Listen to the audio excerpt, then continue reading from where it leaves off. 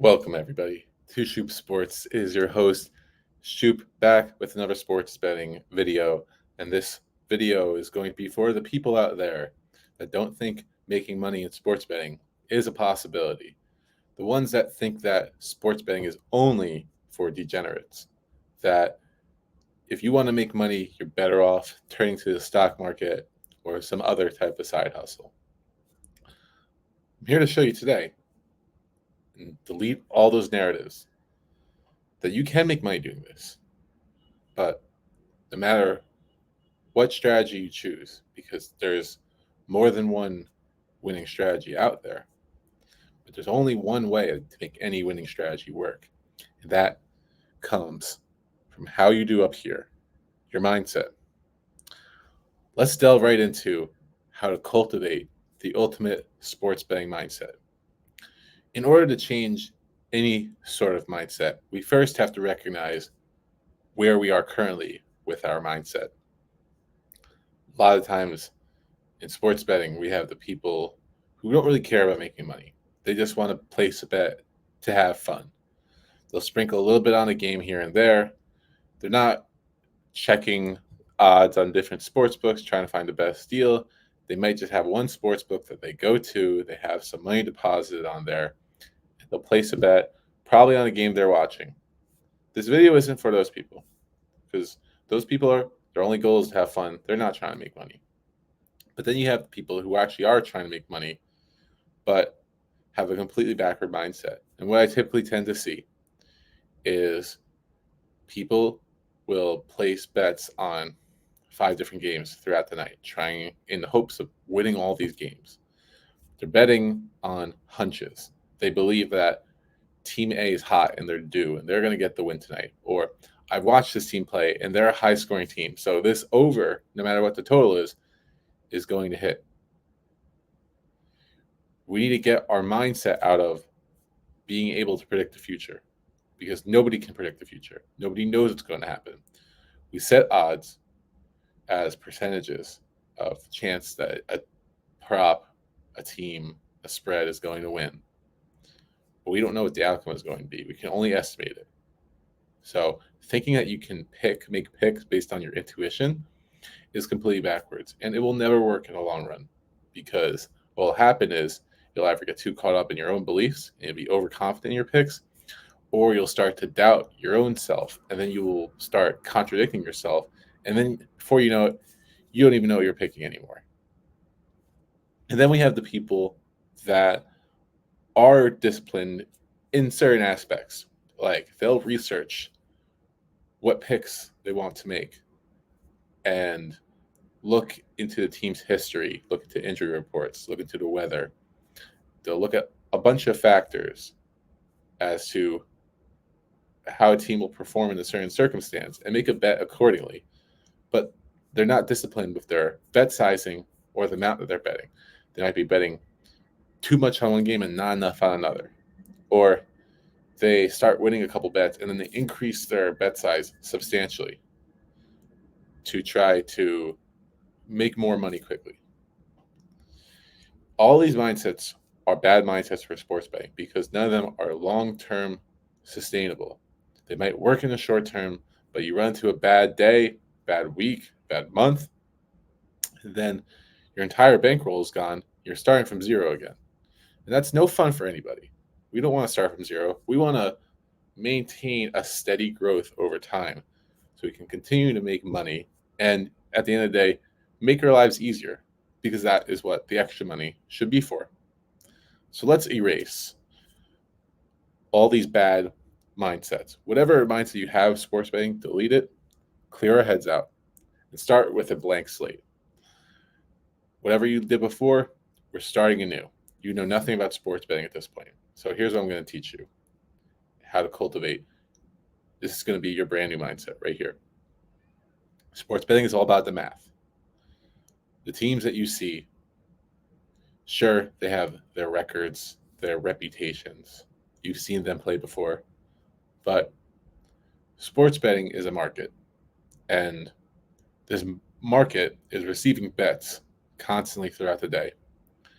based on the size of these bets, as in the monetary size and the percentages of how many people are betting on one side, what are the smartest customers betting on, all that news, it all factors into how the market prices a certain prop or game. It's all about that. It's all about the numbers. A lot of bets, maybe 99% of bets out there, are not good bets because the bets are simply in line with what the market says the line should be.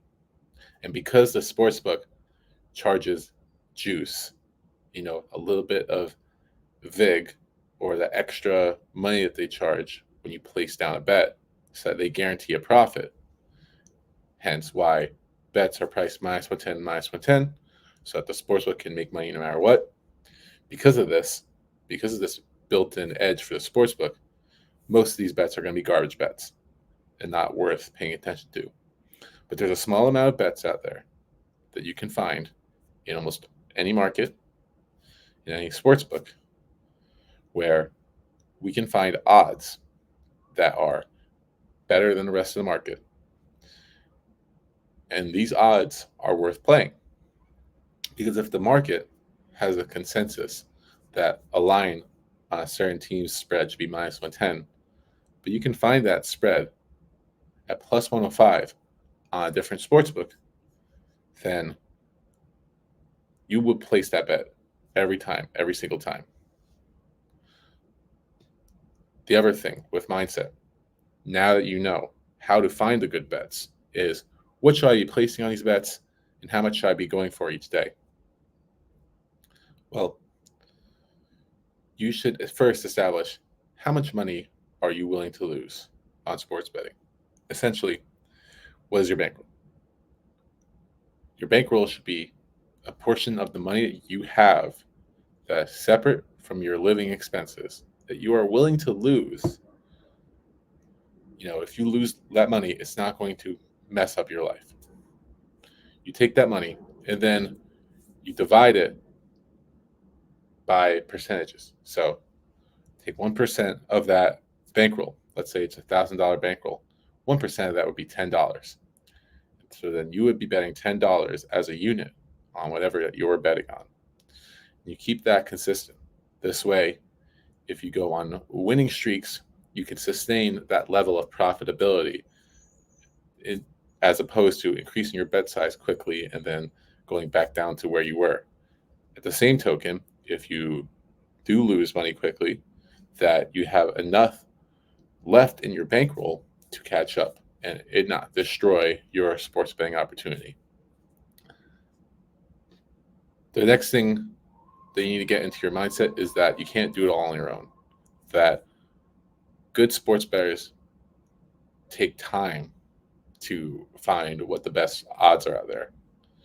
And sometimes, depending on what you're trying to bet on, that time can be extensive. So you're going to need some tools that will help you assist with your betting along the way. So what I'm going to do now is I'm going to share my screen and we're going to go over what exactly some of these tools can be. One of the tools I like to use is Pinnacle. Pinnacle, once it loads, is one of our market-making sportsbooks that we have. What a market-making sportsbook does is they'll take bets of all sizes from all customers and not place limits on them in an attempt to gain information about what the market should be for odds.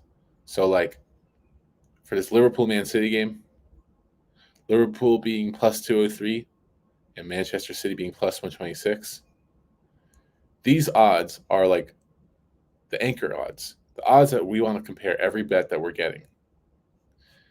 Next, I'm going to open up OddsJam.